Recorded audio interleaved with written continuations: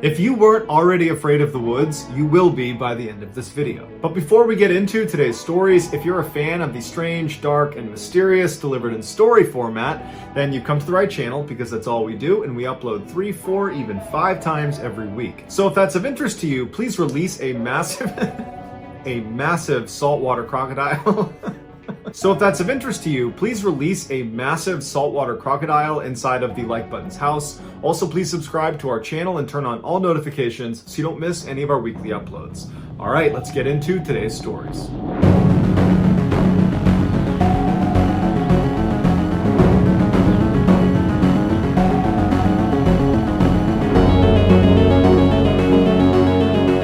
On August 2nd, 1963, 4-year-old Bobby Panknin, along with his 2 older brothers and his 2 parents, headed off to a camping resort on Deep Lake in Washington state. The following day, Mrs. Panknin, whose name was Edna, decides she wants to take her 3 sons down a logging road that was right behind their campsite that she had heard fed out to this beautiful little waterfall that she thought her sons would like to see. Edna gets the boys ready, she says bye to Mr. Panknin, and then she and her sons take off down this logging road.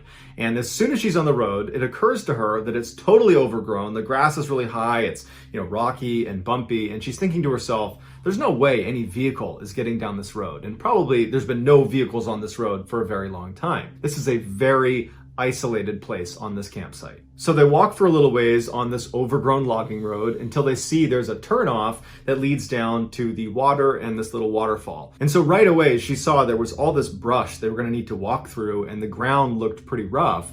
And Bobby, her youngest, the 4-year-old, he didn't have shoes on. He was going through a phase where he refused to wear shoes, and so it hadn't really mattered the entire duration of walking up the road, but it seemed like this might be too much for him to walk on. And so she told Bobby to wait on the road, and she told her other son, Jimmy, the 6-year-old, to wait next to him. Those two would stay on the road together, while she and Bill, the 10-year-old, would go past the brush, go down to the water, check it out for a couple of minutes, and then she would come back, she would pick up Bobby, and Jimmy would come along, and then they would go down and look at the water, and then they would leave. Bobby didn't seem to mind, so he just sat on the road, and Jimmy was a little bit frustrated that he couldn't go with the first group, but he sat down too, and Bill and Edna took off past this brush down to the water. Now, the distance between where Bill and Edna and where Bobby and Jimmy were was only about 10 feet. There was just this brush right in the middle of them that did obscure their view. They could not see each other, but they are very close to each other. And so Jimmy is sitting next to Bobby, and he's getting increasingly more and more restless. He wants to go down and look at the waterfall. He wants to be down there with his older brother and his mom. And so at some point, he just can't take it anymore. And Jimmy does something that to this day, he regrets every single day. And that is, he got up and left his brother. He went through the brush down to where Bill and Edna were. And as soon as Edna saw him, she was mad at him, and she goes, "What? You left Bobby up there? Come on." And so they turned around after about 60 seconds and went right back up. And when they got back, Bobby was gone. And at first, they're not like, oh my goodness, someone's abducted Bobby, because there's no one on this road. They'd come up here and recognize that it's very remote, it's isolated, there's no cars that come through here, they hadn't heard anything. And so their first instinct was, okay, he probably got up, and is behind a tree, or he walked down the hill over here, or he's nearby. And so they're yelling for him, they're walking around, and no one's panicking yet. In fact, really, Edna was just annoyed with Jimmy that he had left, Bobby, and that he's to blame right now, but it's just an inconvenience at this point. But after a couple of minutes, when they can't get Bobby to yell back where he is, they start to realize they might have a problem here. And so Edna becomes more panicked, and she's yelling at the top of her lungs for her son. She's having her other 2 sons go look down by the water, go look over there, but there's no trace of him. And they can't believe it. It didn't make any sense because, he's 4, he's got no shoes on, they didn't hear anything. How could he be gone? But he was gone. And so finally, after a couple of minutes, Edna rounded up her other 2 boys, and they ran all the way back to the campsite where they got Mr. Panknin, and they hailed the police, and very quickly, a big search was launched up on that logging road. As soon as the police arrived, the first thing they did is they pressed Edna and the other 2 boys about, what did you hear? You had to have heard something. He was only 10 feet away from you, and he was within earshot of you, certainly. What did you hear? Did a vehicle come through? Did you hear an animal? Did you hear anybody talking? And Edna and the other 2 boys, they swore that they heard nothing, that they're just as baffled by it as anybody else. And so the police really didn't have a good starting point of where Bobby could have gone. And in that area, there wasn't any, steep drop-offs or obvious places that Bobby could have fallen into or gotten trapped. The water for the waterfall, it's not deep. It's this little tiny brook. It'd be difficult to drown in that little brook. So they just basically started fanning out in all directions, hoping they would, find a piece of clothing or some other clue that would indicate where he went. After 3 days of searching that yielded nothing, they finally brought in a bloodhound to try to find him based on scent. And so they had the dog smell one of Bobby's shoes, and the dog immediately seemed to key in on his scent in the area where Bobby had gone missing. And the dog turns and starts running up the logging road away from the campsite, so farther into the forest. And it runs for almost 2 miles, and it never seems to waver. It's clearly picked up Bobby's scent. And it stops at this fork in the road about 2 miles away from where Bobby had gone missing. And it keys in on this one area right at the fork where there wasn't anything significant. It was just this bare patch of dirt. And so the police, they uncover the dirt a little bit. There's nothing there. They're looking around the area. That there's no indication that Bobby was ever here. So they give the scent back to the dog. And again, the dog just keeps tracking to this one section in this fork in the road.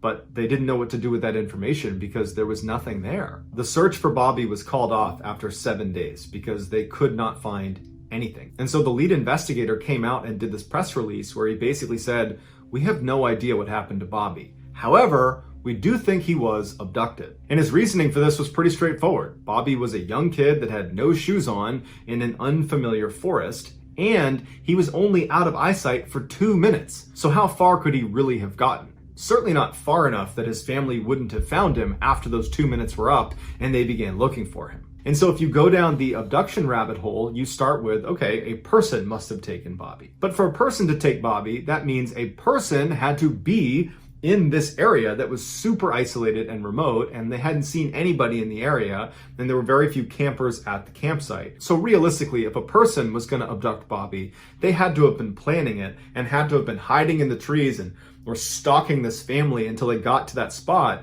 where Jimmy left Bobby, and then this person, runs out of the tree line, runs over to Bobby, picks him up without Bobby making a sound, he muffles him, and he runs away into the woods carrying this child, all in a 2-minute window, which was a totally abrupt window. It wasn't like this obvious thing that Bobby was going to be left alone. It looked like Jimmy was going to be sitting there with him, which would have been a deterrent, you would think, if someone was trying to abduct Bobby. But nonetheless, this window presents itself and this person runs down and takes Bobby. It just seems like that person would need to be really fixated on Bobby, one, and there wasn't a clear reason for why anyone would be very fixated on Bobby or this family. And two, they would need to be very strong and quick and agile, more than the average person. So we're talking like a professional athlete level of agility and physical fitness. And so while it's certainly possible that a professional athlete had been stalking this family and then ran down in this tiny little window of time and stole Bobby away without getting detected and then evaded the law for 7 days in the middle of the woods, while that's possible, it's pretty unlikely. And investigators reached this conclusion. They thought, it does seem pretty unlikely that a person did this. So they moved on to animals and they said, okay, maybe a bear took Bobby. And so they brought out bear sniffing dogs to search the area for signs that a bear had been there. And there hadn't been. And so they said, okay, maybe a cougar had been there. And so they brought out a cougar expert who looked around the area, and there's no signs of a cougar in the area. Plus, there was no blood anywhere around the area where Bobby had been taken. There was no drag marks where if a predator were to grab you, they would need to drag you away. There was no drag marks. So it seemed like, okay, the large predator theory also has problems with it. And so the next theory offered up was, well, maybe a giant eagle swooped down and picked Bobby up and flew him away, which would account for why maybe it was quiet and there was no drag marks, there was no blood, and why he's just gone. But that was when authorities said, okay, we clearly have no clue. And so that's why they gave the press release and basically said, we just don't know. And so while we probably will never know what happened to Bobby, it does seem likely that something took him. And whatever that something was, it was intelligent, it was fast, it was strong, it was agile, and it had been watching that family. Because as soon as that 2-minute window presented itself, where Jimmy was gone and Bobby was vulnerable, it swept in so fast that no one heard it, no one saw it, and it took Bobby somewhere and did something to him. And whatever it did, it probably wasn't good. In December of 1961, James McCormick Sr. was on vacation from his job as a fire inspector for the city of Portland, Oregon. And he was feeling bored, he was feeling kind of restless, and he decided he wanted to go do something fun with his 16-year-old son named James McCormick Jr. They settled on going hunting together as they were both avid outdoorsmen, and so they, along with their hunting dog, headed out to Larch Mountain on December 4th. Even though Larch Mountain was only 30 miles from the city, it was known as one of the most rugged and wild areas in the northwestern United States. And so the men arrive at Larch Mountain, they're excited, they hop out of the car, they put their gear on, and they begin hiking into the wilderness. Now, the weather forecasters had said it was probably going to be pretty cold. There might be some light snow in the area, but the weather should hold for their day trip out into the woods. And so they hadn't brought any equipment to stay out for multiple days. This was just going to be a full day event, but back at night. But after walking for several hours into the mountains, they started to notice the temperature was dropping rapidly. And then it started to rain, and then it started to snow, all in a very short period of time. And initially they decided they were going to gut it out and keep walking a little ways, but they decided, you know what, this is awful and our stuff's getting wet and it's going to get dark soon, so let's just turn around and go back. We can go hunting another day. But it had started snowing so quickly that when they turned around to start making their way back to their vehicle, the snow had covered over everything enough that it looked a little bit different. And they didn't have a GPS, they were using a map and compass, and they were not on a marked trail. They were just kind of walking around the mountains looking for a place to set up. And so they're walking back and they're making turns and they're starting to question where they are. And when they had walked for several hours in the direction they believed was back to the truck, well, they weren't anywhere near a road and they felt like they were in an area they didn't recognize, and they realized they were lost. At this point, it was snowing really hard and it was starting to get dark outside. And so the pair decided, you know what? We got to stay out for the night. We're not going to find our vehicle tonight. It's too dark and we don't know where we are. So let's camp out for the night and tomorrow we will find our vehicle. But remember, they didn't have any equipment to stay out for the night. All they had was their warm clothes, but they didn't have a structure to protect them from the elements. And so they decided their best bet was to climb up into a tree, because at least that way they're off the ground, they'd protect themselves from predators potentially, and the branches of the tree would kind of protect them a little bit from the snow and from the freezing rain. So that night, James Sr., James Jr., and their dog, they huddle in this tree. It's a totally sleepless, miserable night as they are just destroyed by snow and freezing rain and wind. And then finally the sun comes up the next morning and there's a glimmer of hope, although it's still absolutely dumping snow on them. But they're thinking to themselves, this is going to make a heck of a story when we get back. And so they climb out of the tree, they stretch, they kind of, readjust themselves, and then they begin walking in a direction that they think is the direction towards their vehicle. And for several hours, they're just kind of walking, hoping they're going to run into this road, and they don't. And at some point they realize once again that they are in the same position they were in the day before. They don't know where they are. And now they've walked even farther, potentially in the wrong direction. And so they stop for a second and James Sr. pulls out his map and he's trying to make sense of where they might be. He's looking around, he's trying to terrain associate to see if he can figure out if there's a specific way he should be going. When his son, who was a really tough kid, didn't complain about anything, he said to his dad, I'm feeling delirious. I feel like I can't think straight. And it's hard for me to stand even. I'm going to sit down. And his dad's looking at him, not concerned about this because it was a pretty miserable night the night before. And so it makes sense he might be tired. But they had slept a full night's sleep the days leading up to this trip. They've only been out in the elements for one day. They do have warm clothes on. They do have food. They do have water. And so he figures his son will just sit down for a minute and then he'll get back up and be rejuvenated and they'll keep moving out. And so James Sr. continues looking at his map. He's looking around, kind of waiting for his son to say, okay, I'm ready to start moving again. But his son just continues to deteriorate. He's speaking in nonsense and he can't stand up. And this was the first time that James Sr. really started to feel concerned for their actual safety. Because even the night before when they were up in the tree, even then it just felt like it was this crazy thing that was happening to them and that everything would be fine. And even that morning when they got up and it was still snowing and they're still lost, he had that optimism, and so did his son. But now thinking, okay, we are potentially staring down another night out here and we're gonna eventually run out of food and water. Our clothes are starting to get wet. The temperatures are dropping below freezing. We don't have a tent. We don't have a shelter. And now something's wrong with my son, which is concerning in and of itself. But if he can't move, then we can't make progress towards getting out of the situation. And so James Sr., who was this really fit fireman, He said, okay, I'm going to pick you up and I'm going to carry you. And he picked his son up, fireman's carry, put him over his shoulders, and for 3 hours, James Sr. just continues to march around looking for the way out. And after 3 hours, when they had not gotten anywhere closer to a road or any civilization, and now it was dark out again, he collapses with his son, and he puts his son down by a tree, and he sits down next to him, and he's totally defeated. And he's like, we got to get ready for another night. We got to get back up in a tree and we got to do this again. And so as they're sitting there kind of talking about how they're going to get James Jr. up into a tree for the night because, he's too weak to climb up himself, they both notice these very bright lights about 100 feet in front of them that look like headlights. And James Sr. is like, oh my goodness, what luck. There is a road that we just didn't see and there's a car that's parked right there. I'm going to go up and communicate with them and tell them that we are stuck out here and see if they can give us a ride. Stay right here. I'll be right back. And so James Sr. gets up and starts running towards these lights because these lights are their lifeline and he wants to get to them before they potentially pull away without realizing, there's some people that really could use some help here. And so as he's moving, 50, 60, 70 feet away from where his son and his hunting dog were, the lights just continue to go farther and farther away from him to the point where James Sr. stops.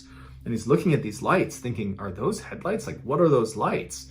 And at some point, the lights just kind of disappear into the forest and then they're gone. James Sr. looks around and he realizes, there's no road over here. I'm in the middle of the woods. Like, what were those lights? And so he stands there for a minute thinking to himself, am I losing my grip on reality? Like, what's going on here? And he turns around and he starts running back to where his son and his dog were. And when he gets there, only his dog is there. His son is now gone. And what's going through James Sr.'s mind is, how? Because he couldn't walk until now, and my son certainly wouldn't have lied to me and made me carry him all the way here. And there's enough light out that he could actually still see the footprints on the ground. And so he grabs his son's backpack that was left by the tree, he picks it up, he grabs his dog, and he starts yelling for his son and starts walking along the footprints that were left by, presumably, his son. And so he's walking along these footprints, and he's yelling out for his son, he's not hearing anything, and this whole time he's thinking to himself, like, why would he even leave? Even if he could move, why would he leave? We're obviously in this together. Like, what's going on with my son? And so he's walking, and after about 30 minutes of walking along these footprints, because the snow was coming down so heavy, the prints were getting harder and harder and harder to track because they were filling in with snow. And finally, it got dark out, and then he really couldn't see the prints anymore. And now James Sr. is absolutely panicked. This is a nightmare. Where's my son? What were those lights? Oh my gosh, it's going to be another night out here. And he just picks a random direction, and holding onto his son's stuff with his dog, he just starts running. The next day, James Sr. and his dog would stumble into this lodge that was about 6 miles away from where they had parked their car over at Larch Mountain. Now, that doesn't mean they moved 6 miles to get there. They probably zigged and zagged all over the mountain and they covered much more than 6 miles, but it was a 6-mile shot to this lodge. They stumble inside, and it was just a miracle that he had found it. He basically had ran all night until he found a road, and he traced it up to this lodge, and he told the staff inside, my son is missing. We've been gone for 2 days now. He's out in the middle of the woods. He's hurt. Someone needs to go out there. And so very quickly, the police were called, and word spread to the firefighters in Portland, Oregon that, the fire inspector's son is missing. And so 200 off-duty firefighters made their way up to the mountain as well to assist in this search. The paramedics wanted James Sr. to just go to the hospital and let the searchers do their job. But James Sr. was not about to leave his son, and he refused medical attention, and he went out with the first group of searchers. And somehow he was able to get them to the rough area that he was able to recognize as, roughly where his son had been sitting when he went missing. They searched that area and very quickly found James Jr.'s glasses case, as well as his boots and his socks, but no James Jr. Later in the day, though, they would find James Jr. He was about 1,000 feet away from where his boots and his glasses case were found at the bottom of this cliff, and he was deceased. Now, initially, the thought was, well, he must have gotten confused and walked away from where he had been told to sit and fell off this cliff. But they determined he did not die from the fall off this cliff. He had made his way down to that cliff and then died of exposure. So how was James Jr. able to suddenly be able to walk again? And once he had that skill back, why didn't he go to his dad? Why did he walk away from him? And why did he take his shoes and socks off to do that as well? And what were those lights that James Sr. saw in the middle of the woods? Because they weren't headlights. And it was only when he went to investigate them that suddenly James Jr. up and walks away. In early July of 1953, Mr. and Mrs. Huggin, along with their 3 young daughters, left their home in Winnipeg, Canada for a 6-week summer vacation. They were headed to the girls' grandparents' summer cabin in Wade, Ontario, which is one of the more remote and wild sections of Ontario. Their cabin was right in the middle of this huge swampy forest, and they were not too far from one of the biggest lakes in Ontario called Fox Lake. The family arrived late on July 4th, so they didn't do anything when they arrived. They just hung out at the cabin. And then early the next day, all the adults decided they wanted to take the girls to Fox Lake for the day. So they began gathering all the supplies they would need while the 3 girls played outside the cabin. Now, there's no neighbors or anybody else anywhere near this cabin. And so it was totally normal to have the girls just play outside. They were not concerned about, them getting taken or something. And so the 2 older girls played in the front yard of the cabin, and Geraldine, the 5-year-old, was playing on the side of the cabin. So the 2 girls in front couldn't see Geraldine, and the adults, they were keeping their eye on all 3 girls, but they were mostly just kind of going in and out of the cabin, getting their stuff together, periodically poking their head out, but the girls were fine. At 10 a.m. that morning, the parents had finally packed up the car, and they were ready to collect the girls to head over to the lake. And so they went outside, they got the 2 girls that were out front, and they went to the side of the house, and they couldn't find Geraldine. Now, they weren't worried because where could she have gone? And so they walked around the house, they're yelling for Geraldine, and they asked the 2 girls, have you seen Geraldine? Where'd she go? And they're like, oh, we don't know. She was just over on the side of the house a minute ago. And so they can't find her outside. And so they go in the cabin thinking she must have gone in there because that's the only place she could be. But after thoroughly looking through the cabin and not finding her, they started to get a little bit more worried. At this point, the adults start talking to each other and they're saying, did anybody see Geraldine in the past couple of minutes? Has anybody seen her? And they all said, yeah, I poked my head out the window and I saw her within the past 10 minutes right on the side of the cabin. And so they all agreed within the past 10 minutes, they had seen her right outside the cabin. So they're alarmed they can't find her, but they're thinking we're gonna find her. So they go back outside and they're looking around and they're yelling for her. Now, this is such a remote section of Ontario that there's really no noise pollution and sound travels really, really well. And so when they were yelling her name, it was booming through the woods. And even if Geraldine had, sprinted for 10 minutes away from the cabin, she still easily would have been within earshot. And all she had to do was just, yell back and they would see her. But she didn't yell back, and there was no sign of her anywhere. And so at this point, the family is panicking, and so they call the police. The police show up, and they're looking around thinking, we're not going to be able to search this very effectively on our own. This is a huge, wild, remote section of Canada. And so they called in some professional trackers that were familiar with this area to come in and help them with their search. They also called the army in Winnipeg to send over some people to assist as well. But as soon as the search started, the skies opened up and dumped rain all over the entire area, basically washing away any footprints that they could have used to potentially find her. As the day wore on and the sun was starting to set and there was still no sign of Geraldine, her father said something to the searchers that was intended to help them find his daughter, but it was just this incredibly heartbreaking comment. And what he told them was his daughter was afraid of the dark, and that once it got dark out in the woods here, she's just going to sit down and cry. And so that will stop her from moving farther away from us, hopefully, and we should be able to find her. But they didn't. And for 3 days, they looked everywhere for her, and there was no trace of her. And to make matters even worse is the weather had been really rainy and cold, not below freezing temperatures, but close, like in the 40-degree Fahrenheit range. And she just had a light shirt and shorts on. She was not prepared for the weather. On the evening of the 3rd day, they found footprints that they believed to be Geraldine's high up on this ledge in some moss overlooking Fox Lake. And the footprints indicated that this child, which was probably Geraldine, was looking out over the lake and then turned around and walked away from the ledge down into the swamp where her footprints dissipate. And so the search effort was pushed to this swamp, and they had thousands of people that are combing through this mosquito-infested bush to look for this girl, and once again, there's nothing. Then on the 7th day of the search, they find another set of footprints in the swamp around the area where they were looking for Geraldine. But it wasn't Geraldine's footprints because they were these huge prints that if it was a human print, they would need to be an enormous human being. Or these prints belonged to some enormous animal, but they were unable to determine what animal it was. At this point, although there's not really any real evidence connecting that print to Geraldine, people are starting to suspect that whoever left this print or whatever left this print has something to do with whatever happened to Geraldine. 2 days later, so 9 days after Geraldine has gone missing, some of the professional trackers were 2.5 miles away from where that large print was found in that swamp and where Geraldine's footprints were found up on that ledge. they found a piece of her plaid shirt 2.5 miles away on the eastern shore of another lake called Long Lake. And so they pushed the search effort over to that section of Long Lake, and within 24 hours, they would find Geraldine's remains. The scene where Geraldine was found was bizarre. There was very little left of Geraldine, and from what was left, it was clear there had been significant animal predation. And so initial thoughts were, she must have been attacked by wolves. That's what killed her. But upon closer inspection, they saw that her clothing had not been torn and there was no blood on her clothes. So the animal predation had most likely occurred after she was deceased, because they would have been able to pick around the clothing. Whereas if it had been a wolf attack, they would have cut right through the clothes and there would be marks that obviously, she was attacked by animals. But Geraldine's remains appeared to have been dragged out of a nearby meadow to where she was ultimately located.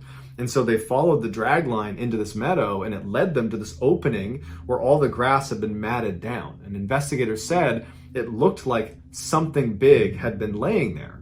And they speculated that that might have been the area where Geraldine had been killed, and then afterwards animals had dragged her over to where she was found. And so investigators are like, well, we found that large footprint in the swamp on the 7th day in the same area where we had found Geraldine's footprints, and we thought they might be connected.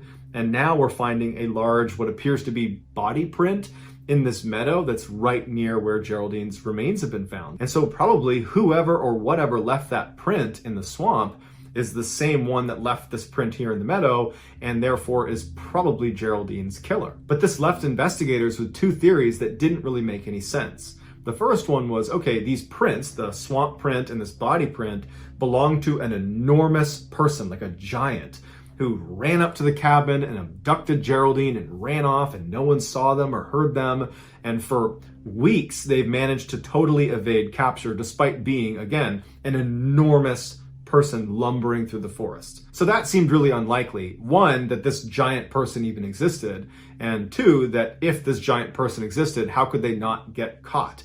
They're so big running through the forest, they would be easy to spot. But if you rule out the enormous person theory, you're left with the enormous predator theory, which does make more sense on the surface because there are enormous predators that have attacked humans, so that does happen.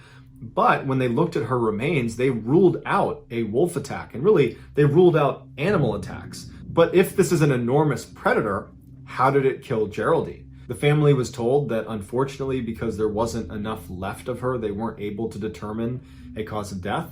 And so their best guess is she was probably mauled by wild animals, but they would even level with the family and say, honestly, we don't know what did this. So that's gonna do it, guys. If you found the secret in today's video, let us know in the comments what it is and where you found it. So give us the timestamp. And if you're the first to do that, we will pin you at the top of the comments section.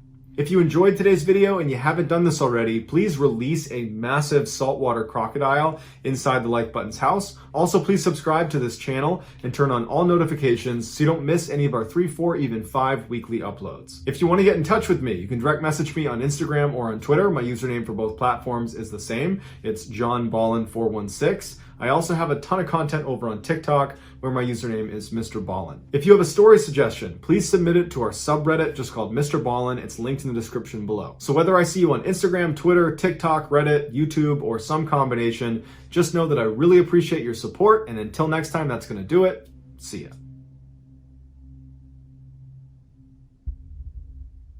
Hundreds of people go missing under baffling conditions in the woods of North America every year. One former police detective named David Paulides has begun investigating these strange disappearances in his incredible book series called Missing 411. You can find the links to that in the description below. Today we're going to be looking at 3 of his cases that, even amongst thousands of strange disappearances, these rank as some of the most bizarre. But before we get into today's stories, if you're a fan of the strange, dark, and mysterious delivered in story format, then you've come to the right channel, because that's all we do, and we upload 3, 4, even 5 times every week.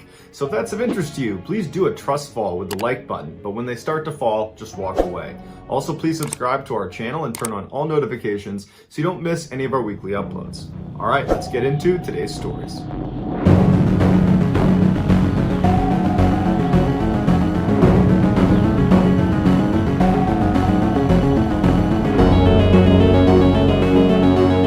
On May May 14th, 1950, 2-year-old Jackie Copeland was playing with his 3 older sisters at a picnic in Pleasantville, Pennsylvania. This picnic was for Jackie's father's company, so there was lots of parents and lots of other kids there, and it was located on this hillside that was right up against a very swampy forest. Jackie's parents had been keeping an eye on Jackie and his 3 sisters while simultaneously trying to have conversations with some of the adults. And at one point, they got so sucked into a particular conversation that for a little while they were not looking at their kids. And when they finally stopped talking to this person and turned to look, Jackie was gone. In a panic, the parents rush over to the daughters and they ask them, where's your brother? Where's Jackie? And they say, oh, we don't know. And the parents turn around and it's just a sea of people and other kids and it's just chaos. And so Jackie's father just yells to the group, I can't find my son. Help me find my son.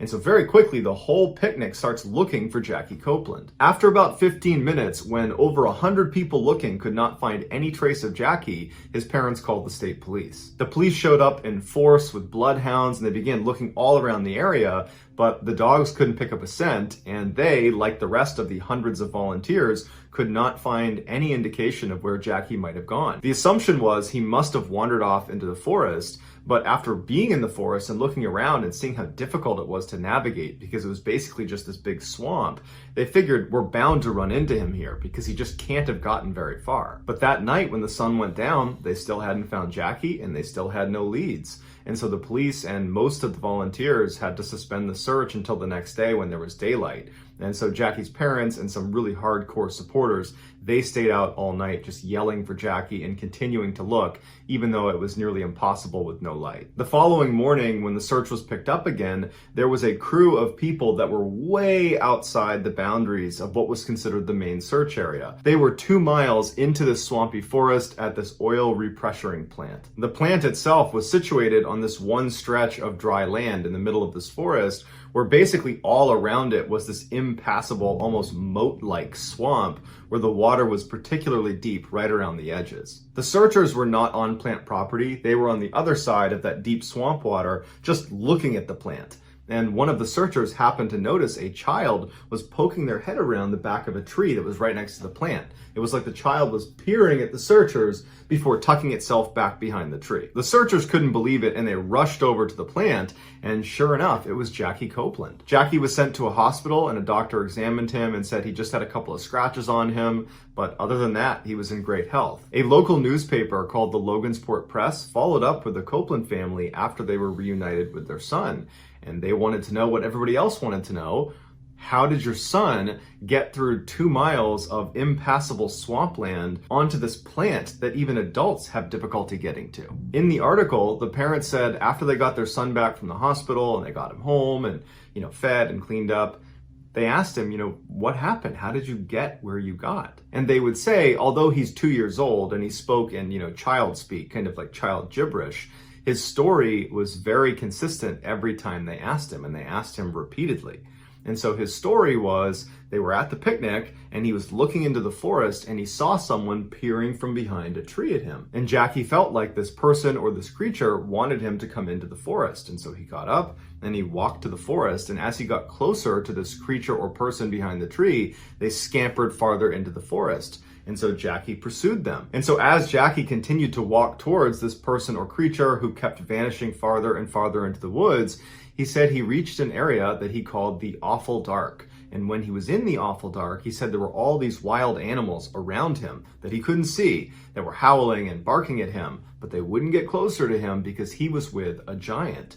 And this giant led him through the forest and led him to this plant. While it's easy to discount this story because it's being told by a 2-year-old who does not understand everything they just went through, what's not easy to discount is how Jackie wound up 2 miles away on this plant, which meant he would have crossed a 2-mile stretch of impassable swamp. That's what the police were saying. That's what the searchers were saying. It's not possible for a 2-year-old to cover this distance. So the only rational explanation is Jackie had help getting to this plant. And it's also interesting to consider the fact that when Jackie was found by the searcher at the plant, he described Jackie as peering from behind a tree, like he was kind of hiding from the searcher.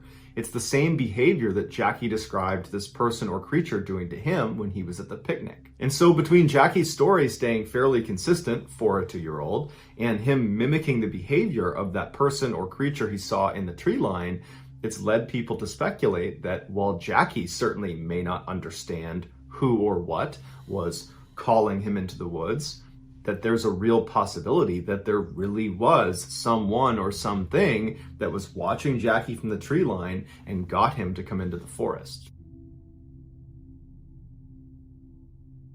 On February 7th, 1970, 16-year-old Jeff Haig was hiking along the Appalachian Trail with his Boy Scout troop. Jeff had been a Boy Scout for 3 years, and he had been on similar hikes in the past, and so he was very comfortable with hiking, with camping, and being outdoors. The hike they had planned was only about 2 miles long, and it was a beginner trail that was very well marked, and it was broad daylight, so it was a very easy hike to make. About 3/4 of the way through their hike, the Scoutmaster had the group stop and sit down and take a break, and Jeff wound up being the last one to kind of make it into this rest stop. He had kind of fallen behind the group. He looked tired and ragged, and the Scoutmaster asked him, are you okay? Do you need food? Do you need water? And Jeff would say he's just fine, he's just a little bit tired. And so after a few minutes, when the group was getting ready to stand back up again and start hiking again, one of the senior scouts was not done eating, and so they asked the Scoutmaster if they could be the last to leave the site and meet up with them farther down the trail. Scoutmaster said that was fine, we're pretty close to the end of the hike anyways, and so we'll see you in a few minutes. And so Jeff, the Scoutmaster, the rest of the troop, they all get up, they start hiking down the trail, while this one senior scout stays back to finish eating. After only a few minutes of walking down the trail, Jeff once again began falling to the back of the line until he finally stopped, and he called out to the Scoutmaster and said, he's not feeling great. He's gonna sit down in the middle of the trail and wait for the senior scout, who he knew was still eating at the rest stop. He said he was going to wait for him to catch up with him, and then he and the senior scout would walk together the rest of the way. Now, at this point, the Scoutmaster's thinking they're only about, 5-10 minutes from the end of the hike, and so he didn't want him to sit there, but he figured, okay, he's tired. The senior scout's going to be coming through this really well-marked trail any minute, so not a big deal. And he told Jeff, no big deal, we'll see you at the end. And so the Scoutmaster, along with the other scouts, makes their way to the end of the trail, which comes to an end in a parking lot. They turn around and they just wait for Jeff and the senior scout to come out of the trail. A couple of minutes later, the senior scout emerges, but there's no Jeff. And so the Scoutmaster goes over to him and he says, where's Jeff?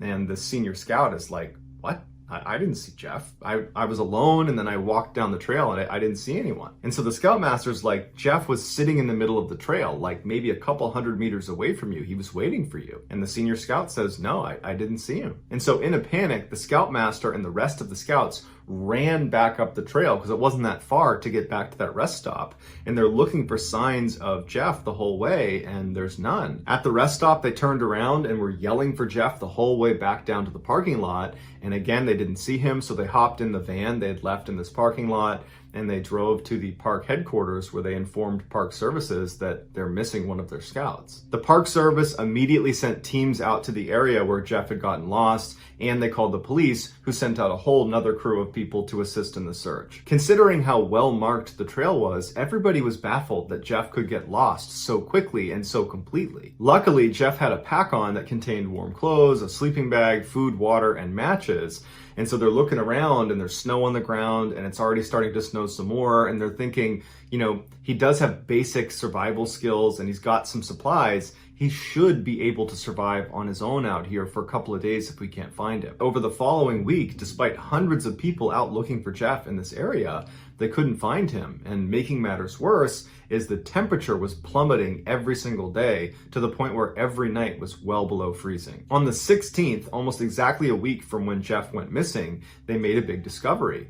They found his pack sitting on a rock in the middle of this icy river, where the only way it could have been placed on this rock is if he was standing in the water, which would have been at least waist deep. And even more strangely is all the contents of the bag had been pulled out and placed neatly on the rock, as if someone was taking careful inventory of what was inside. And it didn't look like anything was missing. Although at the time there was no good theory as to why the pack was where it was and why it looked the way it did, what basically everyone could agree to at this point is now that Jeff does not have his supplies, he's almost certainly dead or going to die soon. And sure enough, 2 days later, Jeff's body was found approximately 1,000 meters upstream of where the pack had been found in the river. Jeff was found sitting up against a tree. His jacket was unzipped, his pants were unzipped and pulled down slightly. He did not have a hat on, he didn't have gloves on. He had removed his socks but put one of his boots back on. His body didn't have any scratches on it and he didn't have any broken bones.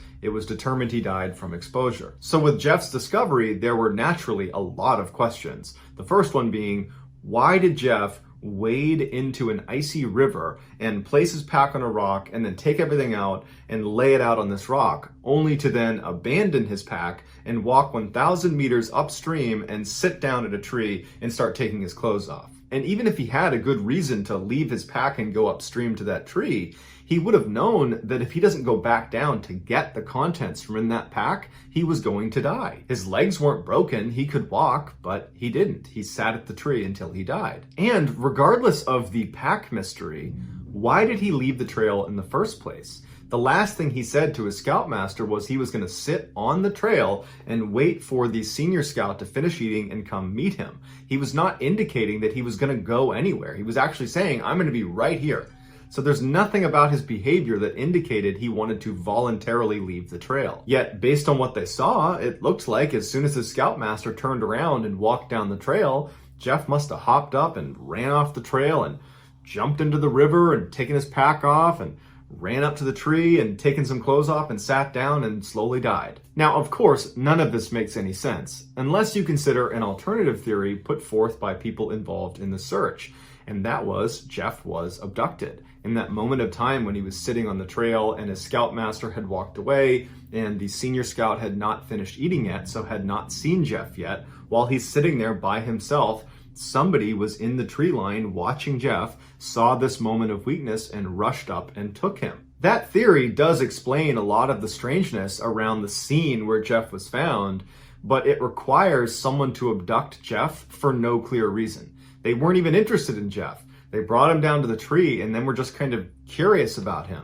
They didn't physically harm him. They kept him from going anywhere, and that ultimately harmed him, but there were no marks on him. He was not attacked. And then after he passed, or shortly before, they just took his pack and were rifling through it and putting it on the rock and looking at each piece inside the pack, but they didn't take anything. They left it where it was. And then they vanished. But what kind of a person is just hanging out along the Appalachian Trail, randomly abducting people and toying with them as if they're a child toying with an ant? In 2006, 38-year-old Corey Kelly contacted his good friend Jim Naprud to see if he wanted to go grouse hunting with him.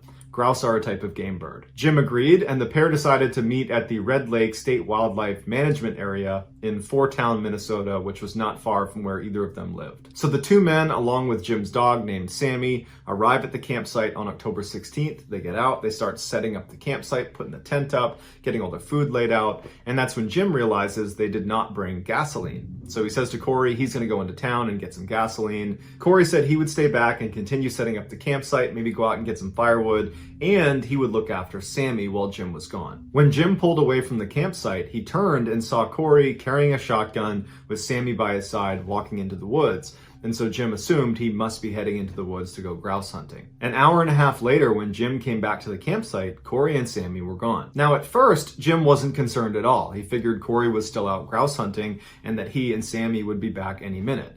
And so Jim hops out of his truck and he continues setting up camp. He goes out and gets some firewood. The whole time he's kind of looking around the woods, waiting for Corey and Sammy to, make a sound or show themselves, and they don't. And as the sun goes down, Jim's starting to feel a little bit more worried. And so he gets his phone out and he tries calling Corey, but the cell phone reception's so bad, he can't place a call. Jim knew Corey was extremely competent in the outdoors. He was an avid hunter, and he knew this area really, really well. However, he thought it is possible he could have gotten turned around while he was out grouse hunting, and so I should signal where the campsite is. And so for several hours, Jim honked his horn and flashed his truck's lights, in hopes that Corey would see or hear him. Finally, after midnight, when Corey and Sammy had not returned, Jim decided, you know what, I'm psyching myself out. I'm sure they're fine. They'll be back in the morning. I don't know what happened, but I trust Corey can handle himself. So Jim falls asleep, and very early the next morning when he gets up, he's looking around hoping he's going to see Corey and Sammy. They're still not there,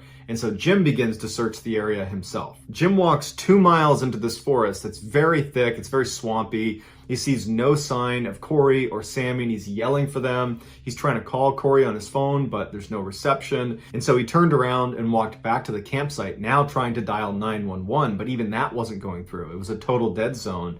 And then luckily he saw some campers that were out near his campsite, and he asked them to try calling 911, and their call did go through. The police show up and they begin searching this forest, and they find almost right away that it's so difficult to walk in this forest because of how swampy and marshy it is that they have ATVs brought in just so they can do a basic search of the forest. And for 2 straight weeks, they looked everywhere in this forest for Corey and Sammy, and there was nothing, no sign of them. Then on October 25th, 9 miles away from where Jim and Corey's campsite was, 2 hunters found Sammy wandering around the forest.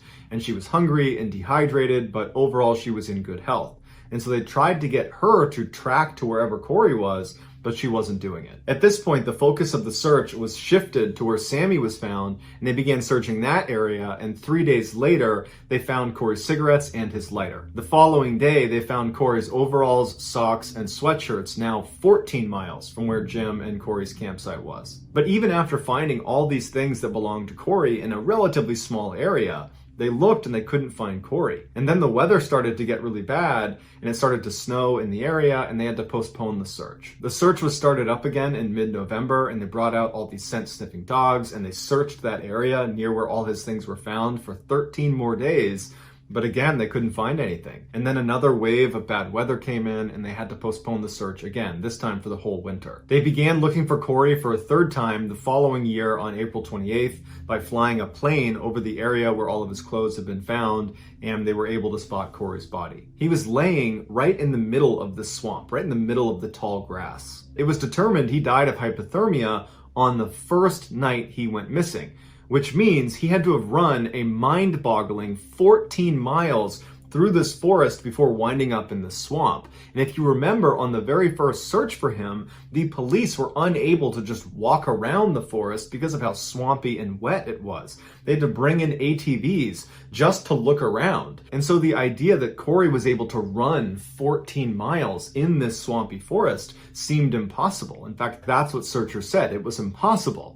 Unless you were being pursued. If you think your life is in danger, you will do things that you cannot do unless your life is in danger. Adrenaline makes it that way. Lending credit to the idea he might have been pursued by someone or something is where he was found. He was found in the middle of the swamp, in the tall grass. There was a hard, packed path about 15 feet away from where he was found that he could have very easily gotten to. But he chose to be in the swamp, in the tall grass. So you got to ask yourself, if you were in Corey's position and you had the choice between standing in knee-deep water in the middle of a swamp in the tall grass where there are other dangerous predators in the swamp, or you can just stand on a path and be safe, which would you choose? Well, obviously you'd choose the path under normal conditions, but if you were trying to hide from someone, you might choose the tall grass. The last time Jim saw Corey, he was walking into the woods with Sammy carrying his shotgun. But when they found Corey in the marsh, there was no gun. And in fact, that gun was never recovered. But they did find an expended shotgun shell casing basically along the path they think Corey took to get to the marsh. He did have his cell phone on him, but from what I read, it looked like either he didn't use it or he just never had any service. Corey's death was ruled an accident, even though many people believe it's far more likely he was being pursued by someone or something, because it's just not normal human behavior to, in the middle of the night, get up and run 14 miles through a swamp. So that's gonna do it, guys. If you found the secret in today's video, let us know in the comments what it is and where you found it, so give us the timestamp. And if you're the first to do that, we'll pin you at the top of the comments section. If you enjoyed today's video and you haven't done this already, please do a trust fall with the like button, but when they fall backwards, just walk out of the way. Also, please subscribe to our channel and turn on all notifications so you don't miss any of our weekly 3, 4, even 5 video uploads. If you want to get in touch with me, you can direct message me on Instagram or on Twitter. My username for both platforms is the same. It's johnballen416. I also have a ton of content over on TikTok where my username is Mr. Ballen. If you have a story suggestion, please submit it to our subreddit just called Mr. Ballen. It's linked in the description below. So whether I see you on Instagram, Twitter, TikTok, Reddit, YouTube, or some combination, just know that I really appreciate your support. And until next time, that's going to do it. See ya. Every now and again, as I'm researching the missing 411 phenomenon, which if you're not familiar, it's a book series by David Paulides, who's a former police detective who researches the thousands of strange disappearances in national parks and forests across North America. As I'm researching these cases, I'll find one that is truly disturbing. And today's top story is just that. But before we get into today's stories, if you're a fan of the strange, dark, and mysterious delivered in story format, then you come to the right channel because that's all we do, and we upload 3, 4, even 5 times every week. So if that's of interest to you, please befriend the like button, and when they hand you their phone for you to input your phone number, just Venmo yourself $1,000 and give their phone back. Also, please subscribe to our channel and turn on all notifications so you don't miss any of our weekly uploads. All right, let's get into today's stories.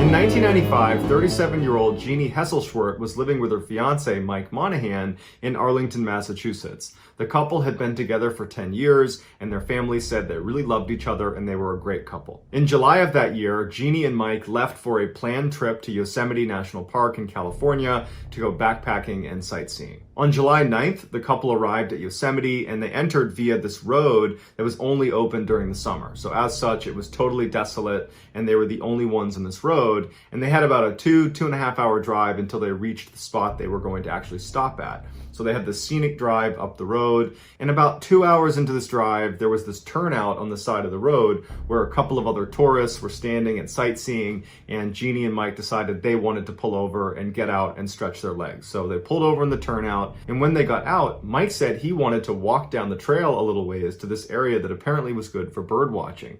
And Jeannie didn't want to do that. She wanted to walk in the other direction up to this overlook.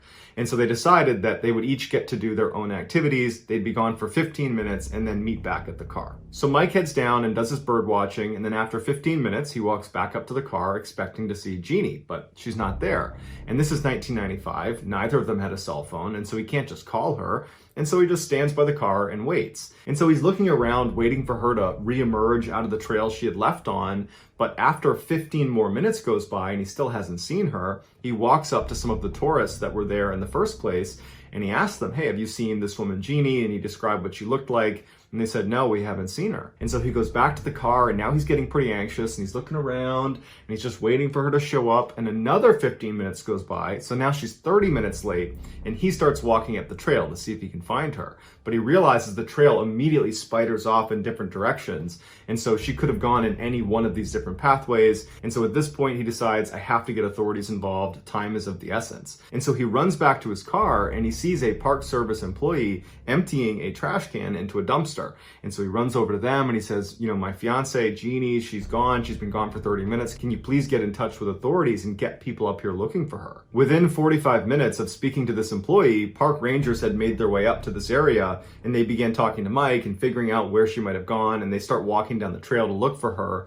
But after an hour of not finding her, the park rangers would call in additional assistance from the police. The search for Jeannie would become the largest in Yosemite's history, expanding to 40 square miles, with helicopters overhead and dog handlers on the ground and hundreds of volunteers combing this whole area. But despite the relatively quick response time and massive amount of manpower, they could not find Jeannie. After 2 weeks of looking everywhere for her, the only thing they were able to find were 2 boot prints that they believed belonged to Jeannie. The first print was found in the vicinity of where their car was parked, so where she had actually disappeared from.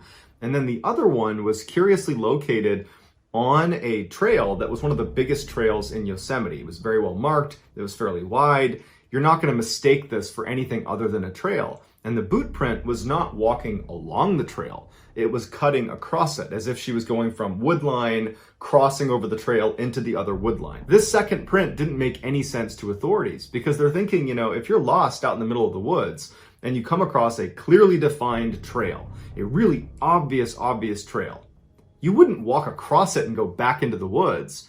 You would take the trail in either direction until it hits civilization, because all trails do that for the most part. And so it seemed like this print could not be hers, because that would indicate she has chosen not to follow this path. But the print was hers. Over the course of these 2 weeks of searching, several dog teams had been placed right where Mike's car had been, right where Jeannie had left to go to the trail where she disappeared. And the dogs could not pick up a scent of Jeannie. And it led the handlers to believe that Mike was actually lying and that Jeannie had actually never been in Yosemite. And this was all a big ploy because he had done something to her and he was going to act like she's lost in the wilderness and he was going to get away with whatever he did to her. And so ultimately the FBI got involved because now foul play is being suggested. And the first thing the FBI did is they polygraphed Mike.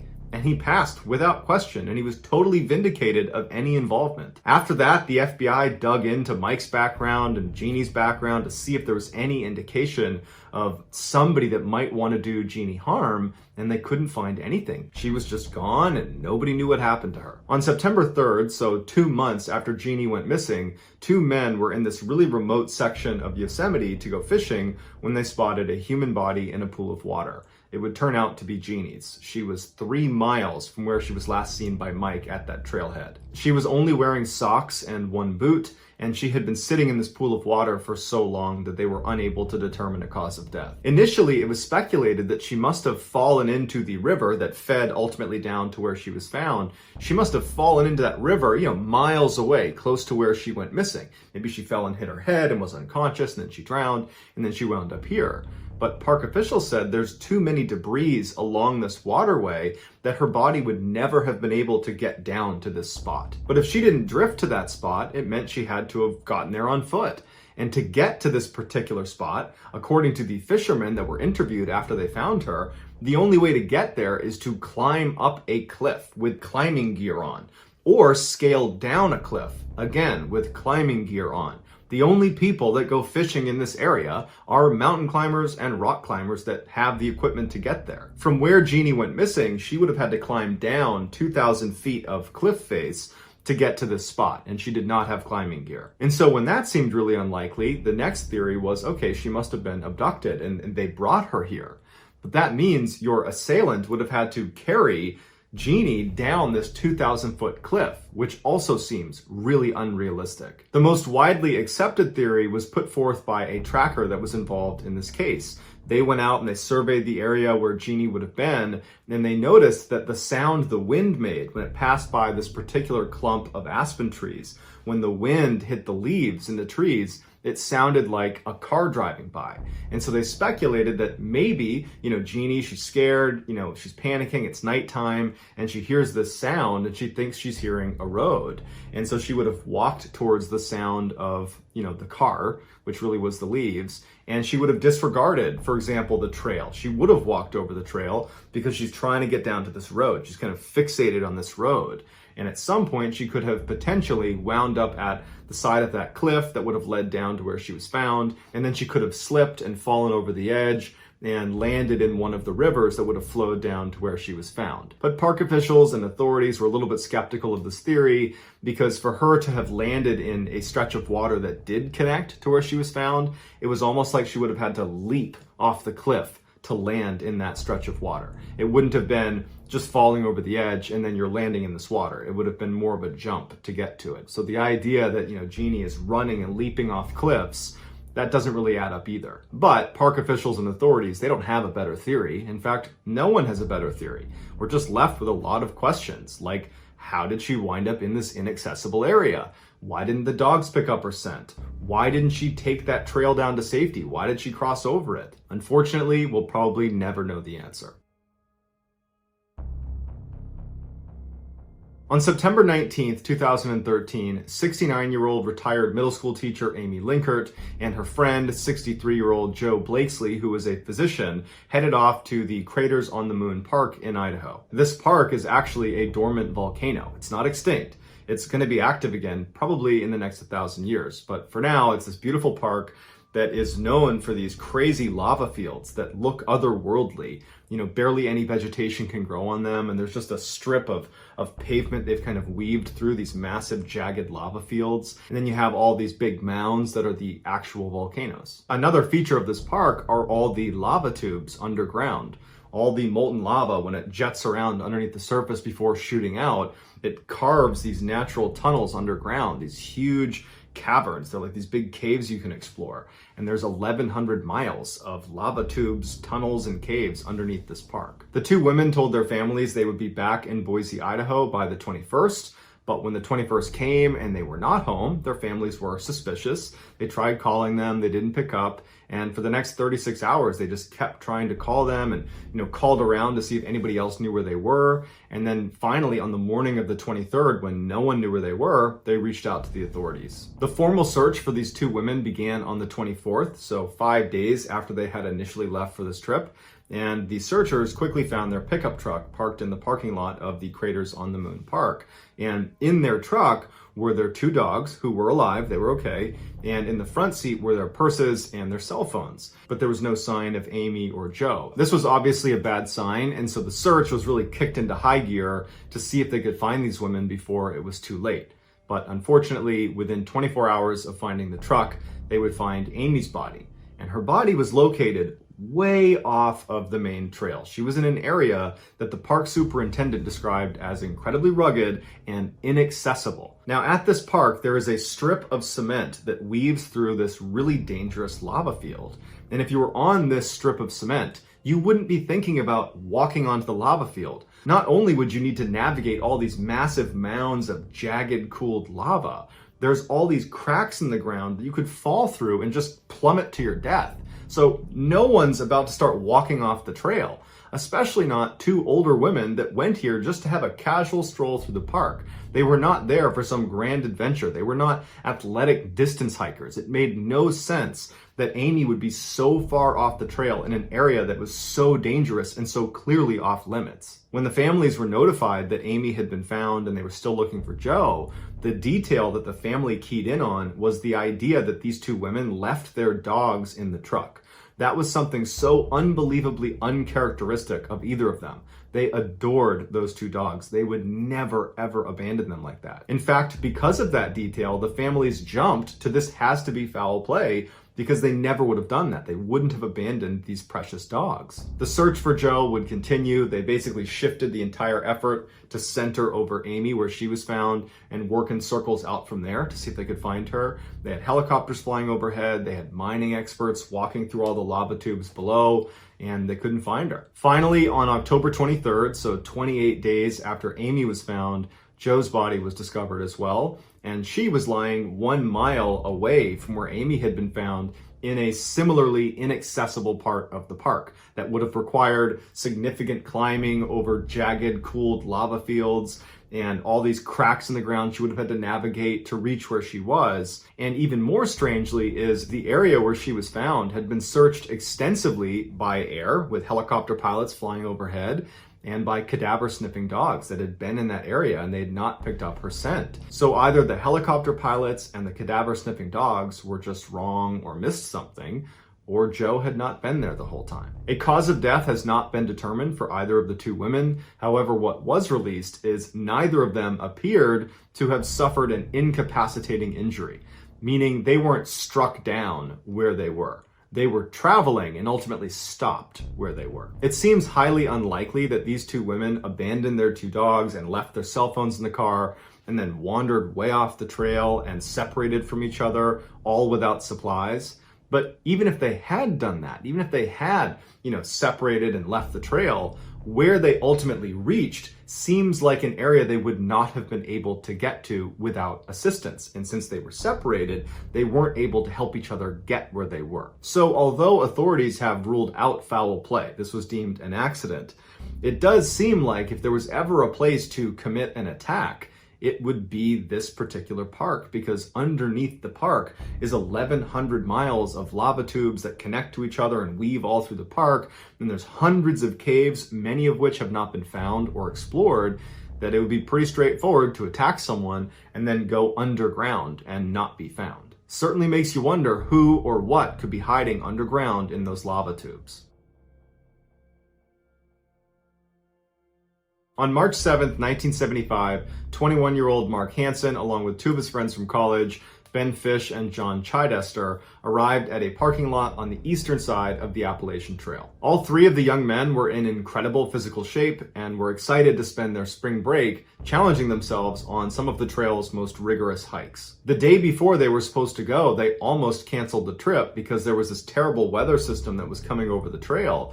And they were thinking, it's going to be dangerous. It's not such a good idea. And then they started talking some more and they were like, well, we're already going to, challenge ourselves. It would be even more challenging to hike these really difficult trails with the inclusion of bad weather. So this is another way to, test our abilities. And so they kind of got pumped up at the idea of hiking the Appalachian Trail in terrible weather. So the guys arrive in the parking lot, the windshield wipers are furiously working to keep the pouring rain off. They hop out and they're getting soaked by the rain. They put on their ponchos, they grab their heavy packs, and they make their way over to the trail. Their plan was to move west along the trail until they hit the Tri-Corner Shelter, where they would spend their first night. The Tri-Corner Shelter is one of the many shelters along the Appalachian Trail. They are open to the public. There's no heating or electricity, but it provides shelter from the storm. You can go in there and, get in a sleeping bag and you'll be fine. But to get to the Tri-Corner Shelter, they would need to hike 16 miles, almost completely uphill, walking right into the wind, and it's raining on them, and it's supposed to snow later on. So it's just a treacherous first day. But they take off, they start walking up this trail, and after a couple of miles, John says, you know what, guys, this is awful. I think we should probably turn around. I think we've underestimated how bad this is going to be. Let's go back to the car and we'll do this another time. But Mark and Ben were like, oh no, we are committed. We are doing this. We are not turning around. And John's like, you know what? Suit yourself. I'm not going to do that. And he turned around and he left and he went back to the car and he would pick them up when they were done. After John turned around, Mark and Ben, they felt good. They felt tough. They're going to stick this hike out. And so they take off again, and Ben's in the lead, and Ben seems to be handling the poor weather and difficult hike and heavy pack a lot better than Mark is. In fact, over the next several hours, Mark would drift farther and farther back, and Ben would need to wait for him, and Mark would be hunched over, really just struggling with this hike. And then at some point, Mark yells to him and says, I gotta take my pack off. I can't carry this much weight up this hill until we get to the shelter. I'm not gonna make it to the shelter. And Ben would say to him, if we don't get to the shelter for some reason, you're going to be stranded out here in this storm without any warm clothes, without your sleeping bag, without your tent, without your food, without your water. It's way too dangerous. You have to keep your pack on. And so finally, Mark is convinced and he's like, oh, all right, puts his pack back on, and they continue moving. About an hour later at 7 p.m., they had reached the section of the trail where they knew they were getting close-ish to the Tri-Corner Shelter. They were certainly well beyond the halfway point. But it was dark out, the temperature had dropped significantly. At this point, Ben is basically Mark's cheerleader, kind of egging him on to keep moving, and Mark's kind of staggering along this trail, and Ben and Mark are just hoping that shelter just appears at some point here because they don't know how much farther they can go. Another hour and a half goes by. They still haven't made it to the shelter. Mark is groaning. He can barely move. It's pitch black. The rain has now completely shifted over to snow, and it is just dumping snow on them. And Ben is concerned that, somehow did we take a wrong turn, even though they were on a really well-marked trail, and he knew they hadn't. He figured they must be so close at this point. And it was around this time that Mark yells out to Ben, I'm done. I can't go any farther. And he sits down right in the middle of the trail. He's sitting down with his pack and he's just laying there. And Ben is like, come on, we're so close. You can't sit down now. And Mark's like, I'm not moving. I can't do any more. I'm going to sleep right here. Ben knows this is a bad idea. I mean, they did have warm clothes and sleeping bags, and they probably would be just fine sleeping out in the middle of the trail. But it just seemed so unnecessarily risky when there's probably a shelter maybe a couple hundred meters away, and he would turn out to be right. And so he decides he's going to walk ahead on the trail and he's going to see if the shelter's there, but he only went about 100 meters. He was within maybe 100 meters of the actual shelter, but he never saw it.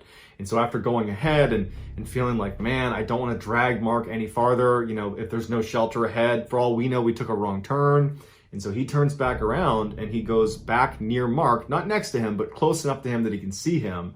And he sits down on the trail too. He gets his sleeping bag out, he crawls inside, and he falls asleep. That night, Ben would have this vivid, horrible nightmare where he heard Mark screaming for help, yelling for Ben to come save him as he's being dragged off the trail into the forest. And it scared him so much that Ben woke up and he looks down the trail to where Mark is, and he can see Mark's backpack is sitting right on the trail. And so he thinks, oh, Mark's still there. And he's so tired, he's not about to get up and go check. He's like, that was just a dream. And he goes back to sleep.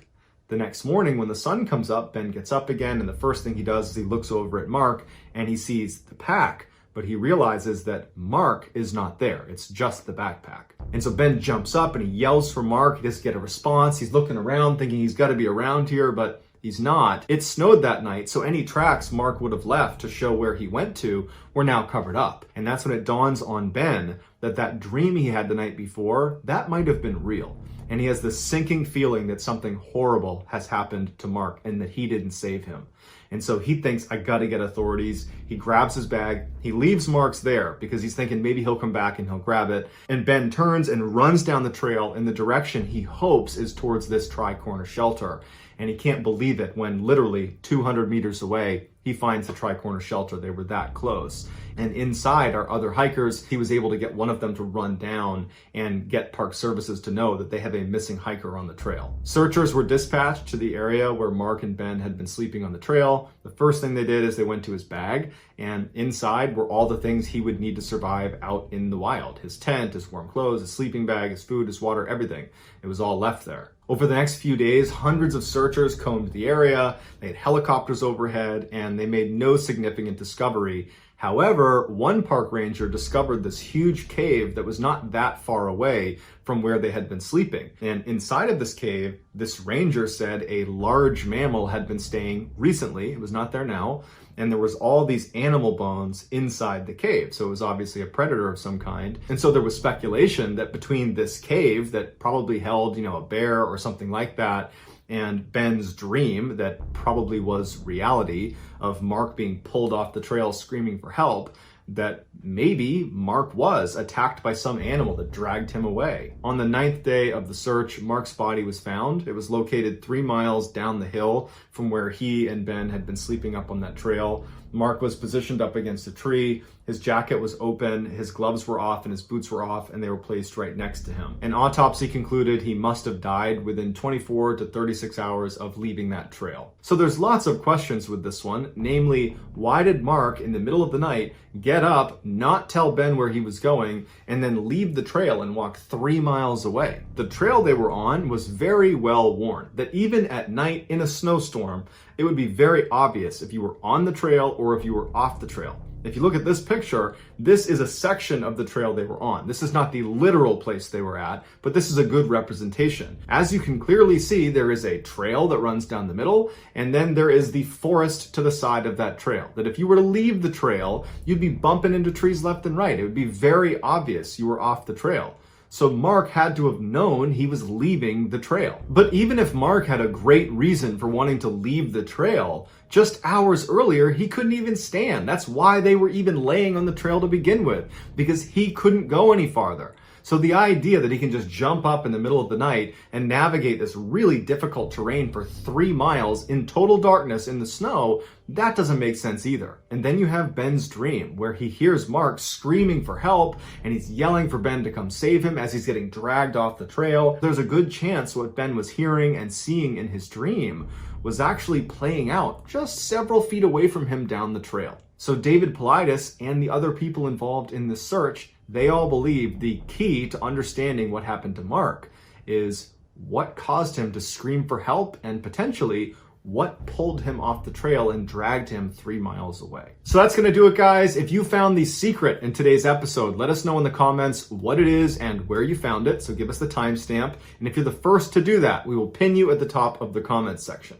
If you enjoyed today's video and you haven't done this already, please befriend the like button, and when they give you their phone for you to enter your number in, go ahead and Venmo yourself $1,000 and then give them their phone back. Also, please subscribe to our channel and turn on all notifications so you don't miss any of our weekly 3, 4, even 5 video uploads. If you want to get in touch with me, you can direct message me on Instagram or on Twitter. My username for both platforms is the same. It's JohnBallen416. I also have a ton of content over on TikTok where my username is Mr. Ballen. If you have a story suggestion, please submit it to our subreddit just called Mr. Ballen. It's linked in the description below. So whether I see you on Instagram, Twitter, TikTok, Reddit, YouTube, or some combination, just know that I really appreciate your support. And until next time, that's going to do it. See ya.